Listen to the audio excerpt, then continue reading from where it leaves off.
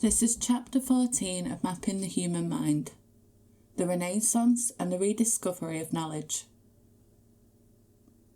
On a spring morning in 1397, a breathless messenger arrived at the home of Coluccio Salutati, Chancellor of Florence.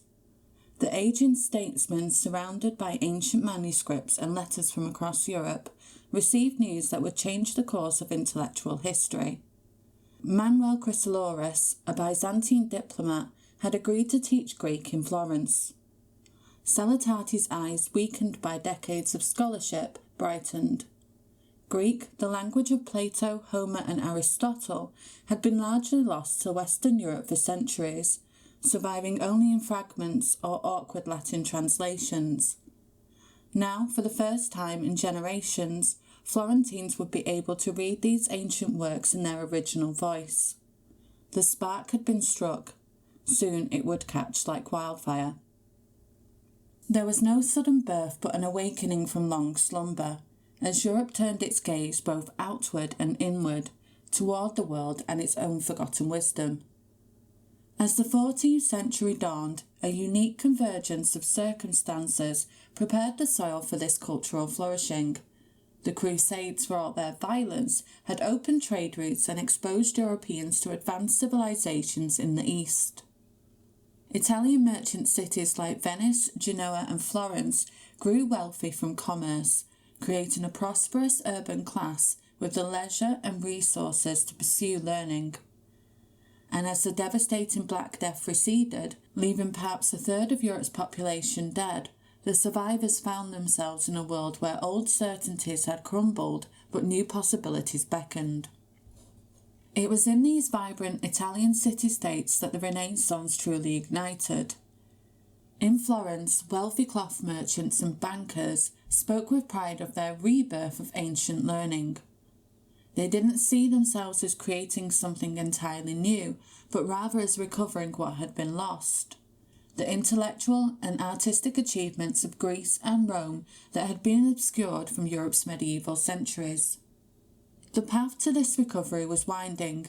Byzantine scholars fleeing from the advancing Ottoman Empire arrived in Italy with precious Greek manuscripts.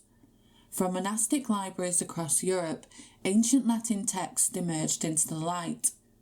From Spain and Sicily came Latin translations of Arabic works, themselves often preserving and commenting on ancient Greek knowledge. But perhaps the most pivotal moment was the arrival of Chrysoloras in Florence.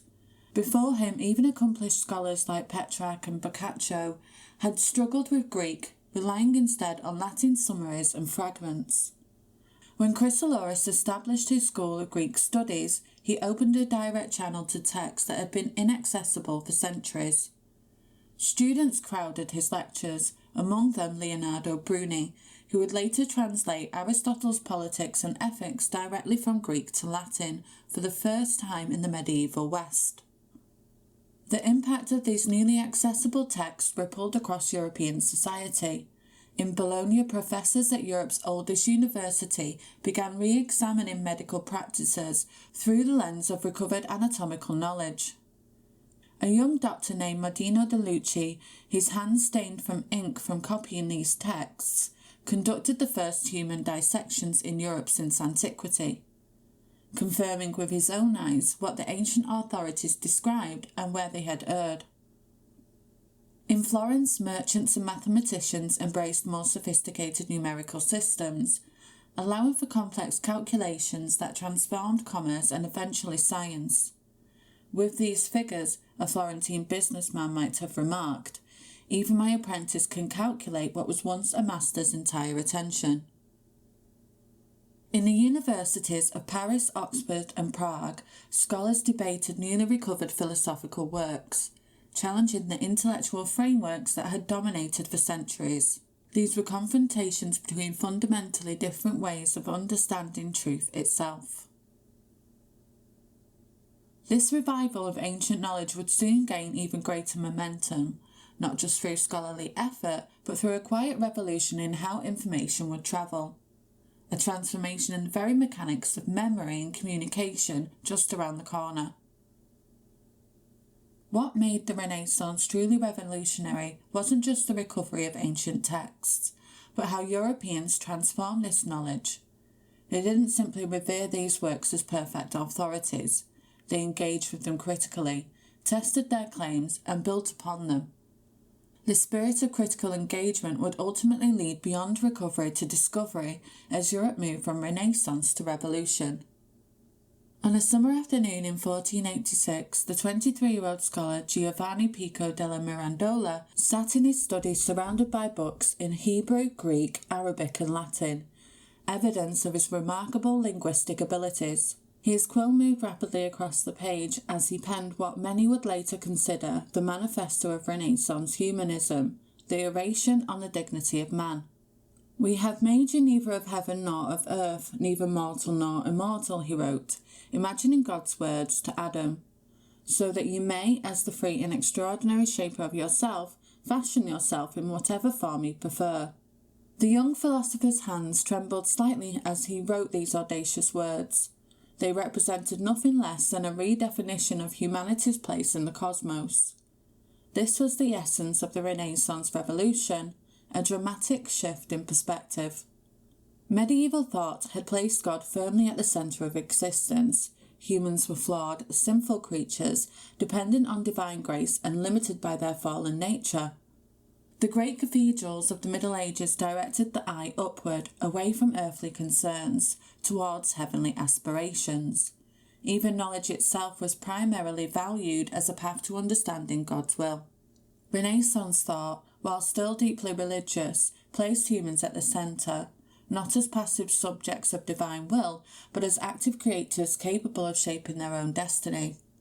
The magnificent dome of Florence's cathedral, engineered by Filippo Brunelleschi through mathematical genius and practical innovation, still reached heavenward, but as a testament to human achievement. This wasn't a rejection of religion. Most Renaissance figures remained devoutly Christian, but rather a recalibration of its role.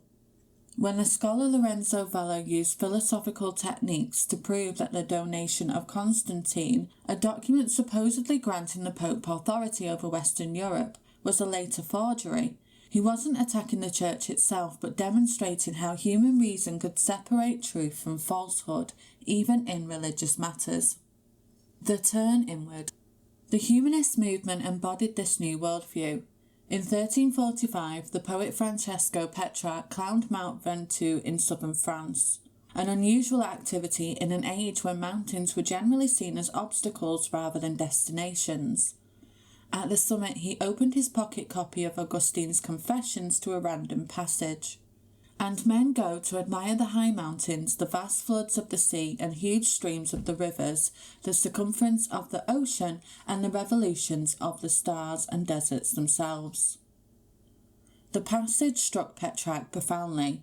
Rather than interpreting it as a rebuke of worldly interests, as a medieval reader might, he saw it as an invitation to combine appreciation of the natural world with self-knowledge. This moment symbolised the humanist approach, engaging with both classical wisdom and Christian thought to develop a more complete understanding of human nature and potential. In Florence, the aging Cosimo de' Medici, his body failing but his mind still sharp, summoned the young scholar Marsilio Ficino. "Translate Plato before I die," he reportedly commanded, providing Ficino with manuscripts, a villa for his work and financial support. This wasn't just patronage, it was investment in a new intellectual foundation. When Ficino's translations circulated among Florentine intellectuals, they encountered ideas about beauty, love, and human capacity that complemented rather than contradicted Christian thought. Even attitudes towards death transformed. In the plague years, art had been dominated by memento mori imagery, skulls, decaying bodies, and the dance of death, all emphasising mortality's inevitability. But in 1464, when Cosimo de' Medici lay dying, surrounded by scholars and artists he had supported, he approached death differently. "Read to me from Plato's dialogue on the soul's immortality," he requested. His concern wasn't just with divine judgment, but how he would be remembered. his legacy through works, buildings and ideas. The human body itself underwent a remarkable rehabilitation. Medieval ascetics had often viewed the body as a source of temptation to be controlled through fasting, flagellation and denial. By contrast, when Leonardo da Vinci secretly conducted human dissections by candlelight, sketching muscles, organs and veins with unprecedented accuracy, he approached the body with reverence. "The noblest pleasure," he wrote in his notebook, "is the joy of understanding." For Leonardo, studying human anatomy wasn't sinful curiosity, but appreciation of divine craftsmanship. This reverence for the human form found its most powerful expression in 1504, when Michelangelo's colossal David was unveiled in Florence. The sculptor had spent 3 years transforming an abandoned block of marble into a representation of human perfection. Citizens gasped at the 17-foot figure, its muscles tensed in the moment before confronting Goliath. This was an embodiment of human potential, courage and beauty. It was Florence itself, a small republic facing powerful enemies through intellect and resolve rather than brute force. Michelangelo's David stood not only as a symbol of Florence's resilience, but also as a testament to the era's growing belief in the power of the human spirit. It was a physical embodiment of the Renaissance's reverence for the human form, an artistic declaration that would resonate deeply in the transformation of sacred spaces across Italy. As the city of Florence had already shown, art was no longer just a tool for decoration or piety, but a powerful medium for shaping and expressing ideas. This shift would be most clearly seen in Michelangelo's next monumental project, the Sistine Chapel, where art would transcend mere visual representation and become a profound statement of human consciousness, an expression of spiritual and intellectual awakening that would forever change the landscape of sacred art. Art as consciousness made visible. The morning light filtered through the high windows of Michelangelo's makeshift scaffold beneath the Sistine Chapel ceiling. His back ached from weeks of painting overhead, his beard and face speckled with dried paint. The Pope's impatience grew daily, but Michelangelo refused to be rushed. With each brushstroke, he was rendering visible a new conception of humanity's relationship with the divine. In the central panel, as his brush traced the reaching finger of Adam extending towards his creator, Michelangelo was capturing something revolutionary: the nearly equal stature of man and God, separated by the smallest gap, charged with the electricity of potential. According to legend, Pope Julius once shouted up, "When will it be finished?" To which Michelangelo reportedly replied, "When it is done." The artist's defiance was itself a testament to the Renaissance transformation. The medieval craftsman had been replaced by the individual genius who claimed the right to create on his own terms. Below, the papal court might still debate theological minutiae, but above them, on the ceiling, Michelangelo was painting a new vision of humanity, powerful, dignified, and capable of greatness. This vision had been developing for generations. A century earlier, in a small chapel in Padua, visitors had gasped at Giotto's frescoes depicting Christ's life. Unlike the flat, emotionless figures that had dominated religious art for centuries, Giotto's characters wept real tears, embraced with genuine tenderness, and betrayed with recognisable shame. By giving sacred figures human emotions, Giotto had declared that the earthly experience, with all its joys and sorrows, deserved serious artistic attention. The philosophical implications of this shift were profound. If human emotions were worthy of representation in sacred spaces, then perhaps the human experience itself carried spiritual significance. This idea would echo through the workshops of Florence, where artists didn't simply illustrate religious stories, but interpreted them through the lens of human experience. As these ideas rippled through workshops and courts across Italy, they culminated in perhaps the most perfect expression of Renaissance consciousness: Raphael's school of Athens. Commissioned for the Pope's private library in 1509, this fresco didn't depict saints or biblical scenes, but philosophers and scientists engaged in eternal conversation. At its centre stood Plato and Aristotle, one pointing upward towards ideal forms and the other gesturing outwards towards the material world, not in opposition but in complementary dialogue. Most revolutionary was Raphael's decision to give these ancient pagan thinkers the faces of his contemporaries. Plato bears the features of Leonardo da Vinci, while other Greek figures resemble Bramante, Michelangelo and Raphael himself. By placing these intellectuals in an architectural setting resembling the newly designed St. Peter's Basilica, Raphael visually declared the compatibility of classical wisdom and Christian faith, a harmony between ancient knowledge and modern belief. When the aging Pope Julius II first viewed Raphael's completed work, he reportedly stood silent for several minutes before saying simply, "They speak to us still." In that moment, the Pope, a warrior who had led armies and ruled territories, acknowledged the power of art to transcend time, to make concrete the abstract revolutions in human consciousness.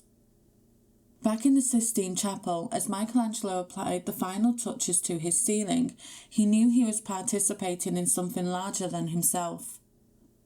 The Renaissance had transformed not just how artists painted, but what they believed worth painting. The human form, human emotions, human potential, these had moved from the margins to the centre of artistic concern. As Michelangelo descended from his scaffold for the final time in 1512, looking up at the ceiling of the Sistine Chapel, he could not have known how his monumental achievement would ripple through centuries of art and philosophy. What he did understand, however, was the profound shift he had helped to create. Art had transcended its traditional role of decoration or religious instruction. It had become a mirror, a vehicle for humanity to see itself not just as humble before God, but as extraordinary in its own right. This was a turning point, but it was not an isolated one. Across the peninsula, another revolutionary mind was working in parallel. New perspectives on reality. Meanwhile, in the quiet of his study, Leonardo da Vinci, surrounded by dissected flowers, mechanical sketches and anatomical drawings, was redefining the boundaries of human potential. For him, science and art were inseparable, flowing together seamlessly into a web of observation and creation.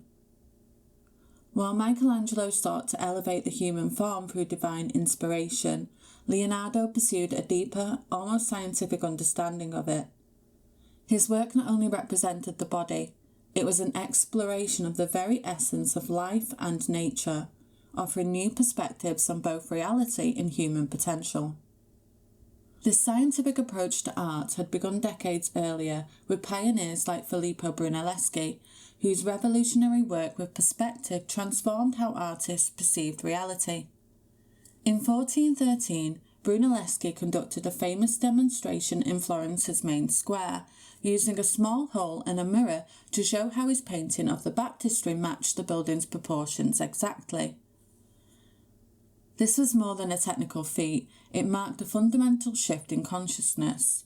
Where medieval thought had treated the visible world as symbolic of higher truths, Brunelleschi's method revealed that reality itself could be mapped, measured, and understood through mathematics. Leonardo took these principles of perspective and observation to unprecedented heights. In his studio, he studied how light played across curved surfaces, how distant mountains faded into blue through atmospheric perspective, and how the slightest muscle movement shaped expression. These weren't just artistic flourishes, they were acts of enquiry, turning painting into research. The power of Leonardo's approach became evident in stories told of visitors to his Milan workshop in the 1490s. One tale recalls French Cardinal Georges d'Ambrose standing transfixed before a portrait of a Florentine merchant's wife. "She seems to breathe," he reportedly exclaimed, referring to what we now know as the Mona Lisa. Leonardo, always focused on the animating force behind the human face, is said to have replied, That is precisely what I sought to capture, not just her appearance, but her living essence.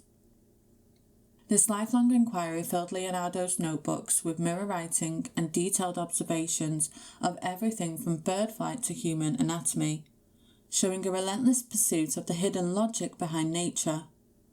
When he sketched his famous Vitruvian Man in 1490, placing the human body with a perfect circle and square, he wasn't simply drawing anatomy, he was illustrating a cosmic principle, that the human being reflected the order of the universe itself. The painter who draws merely by practice and by eye without reason, he wrote, is like a mirror that copies everything placed in front of it without understanding its existence. For Leonardo, true art demanded comprehension, an effort not just to depict what was seen, but to reveal the principles beneath it. The Renaissance's most profound achievement lay in this integration of ancient knowledge with contemporary experience, creating a vision of humanity that embraced both intellectual and spiritual dimensions. As Leonardo put it, painting is a subtle invention with which the philosophical and subtle speculation considers the nature of all forms. Truly this is science, the legitimate daughter of nature, because painting is born of nature. Through the greatest artists, the Renaissance made visible a new consciousness, one that would continue to evolve, challenge and inspire long after the paint had dried. Leonardo's vision, blending nature's laws with human creativity, embodied the Renaissance's spirit at its highest. But this flourishing of genius didn't happen in a vacuum. Behind the studios and studies, a quieter, fiercer world churned, of merchants vying for prestige, of rulers commissioning masterpieces to glorify themselves, and of power disguised as patronage. Understanding the Renaissance fully means seeing not just the brilliance of its artists, but the machinery that lifted and sometimes constrained them. A new world of wealth, ambition, and influence was shaping human destiny as surely as any brushstroke or invention. Next week, Chapter 15, Patrons of the Renaissance. Power, Politics, and Progress. Thank you for listening to Beyond the Narrative.